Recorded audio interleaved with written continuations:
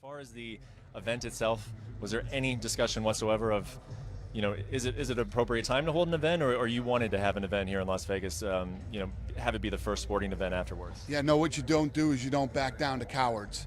This coward that went up into a room hiding, killing women, children, and people there dancing, singing, and having fun, you're a coward. And you can't bow down to this kind of stuff. You have to take it head on. Unfortunately, this is the world we live in now. This is the world we live in, And I don't want to get all political, but everybody's yelling about gun control.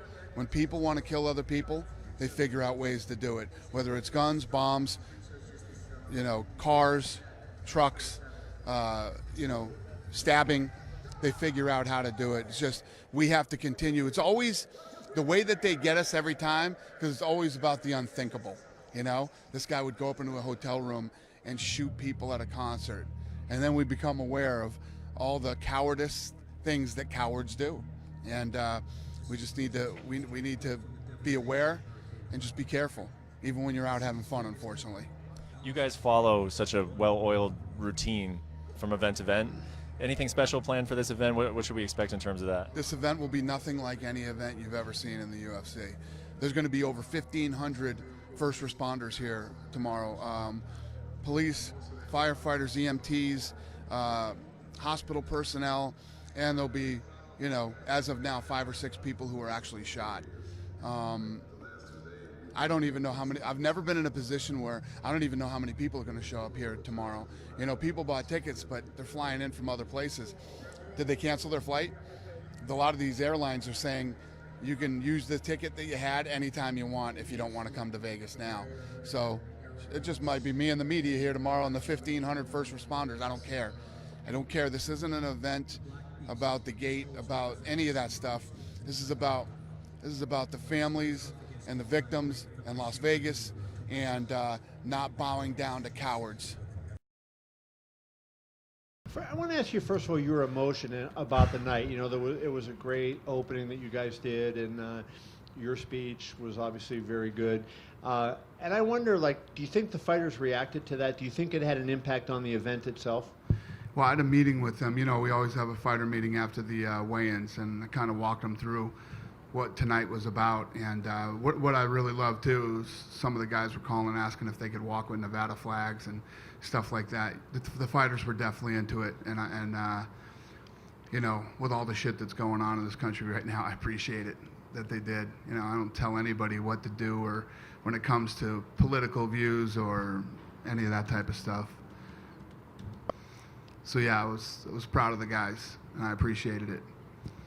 What was your thought process on going ahead with the event as opposed to saying it's not time to have an event like this this close to such an event? It's always time. It's always time to have an event. You can't let a coward determine, how everybody else is going to live their life. This type of stuff is happening all over the world now. This is the world we live in, and you just can't back down to this kind of stuff. This thing is so crazy and so weird. It's been driving me nuts for the entire week. No motive, nothing makes sense. The guy's 64 years old and carried all this stuff up there and did it. Tom Petty just died at 66, and this was a guy fucking superhuman 64-year-old. It's just crazy. I'm trying not to think about it anymore, but I've been saying all week, I'm really proud of this city and how everybody's reacted to this thing, from the first responders to the people that were just there helping other people. And then you guys, honestly, well, maybe some of you do, being in the journalist business, companies are fucking cheap, man, and everybody will look for an excuse to not put money into something. And the way that the big guys stepped up in this town and threw in money. I told you guys this week, it's $1 million is $1,600 per person. That doesn't fly you home. That doesn't bury a loved one. That does nothing. But to see, Sheldon Adelson and the MGM and, these guys who all, they're competitors. They don't like each other. They don't ever unite. They don't ever, sometimes they might here and there, but most of the time they don't. Tony Hsieh at Zappos putting in $1 million. Boyd Gaming the Fertitas, of course, coming in and do it. It's a big deal. It's a big deal to get everybody to do that. And they did. So pretty awesome, man. Everybody thinks this isn't a real community. This is the realest community. You find out who real people are when shit goes wrong. I know you said you don't want to talk, and I'll just ask you one last question.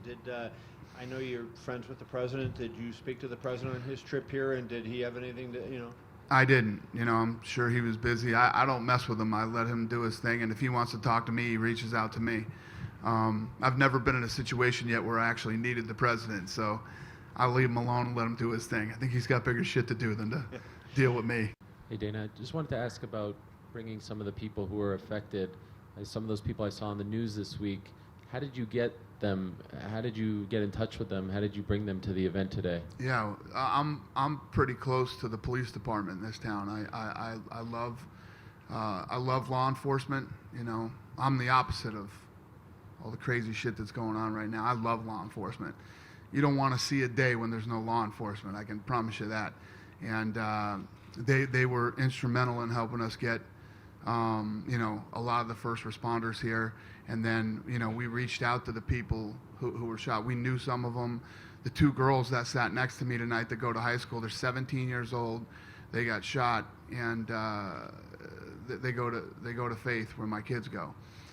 So it was homecoming last night. They were there, and I talked. The two girls that got shot, their cousin was with them too, and she was actually way worse. Those two are like little rock stars now, man. They're out cruising around, shaking hands and talking to everybody. But their cousin, who isn't getting the media attention that they get, 'cause she didn't get shot, but she does not like being in big crowds. She was really scared last night being at homecoming there. And we got her out tonight, and she was great tonight at the fight. It's almost like you got to jump back on the horse and get back in there and live your life, especially girls that young. They saw dead bodies. They saw people shot in the head. They were shot at. They were shot. I mean, that's tough to overcome when you're that young, And just curious, where were you on Sunday when this happened, and how did it, did you stay up all night watching? How did it affect you? I was home, and I turned on the TV at about 10 minutes after 11 and started to watch this thing unfold, and I stayed up all night watching it. It was fucking crazy, man. It's crazy when you watch this stuff and it's 10 minutes down the street from your house. Yeah, it was crazy. But it was weird. I got very little sleep. I woke up the next day, but it's almost like I knew exactly what I had to do, and I started. And historically, you haven't played the anthem or anything like that at events. One other time. 33, 9/11. right? Yeah, UFC 9/11. 33. How did you come to the conclusion of wanting to play that? And Everlast told us that he didn't feel comfortable singing the anthem because of a verse, so he pitched you the idea of the Star Spangled Banner. Is that accurate? Yeah, it was a great idea. What he said was, I love the national anthem like anybody does, but it's controversy right now. We don't need controversy. We need unity. This is what I want to sing. And I said, dude, that's a great idea. I love it.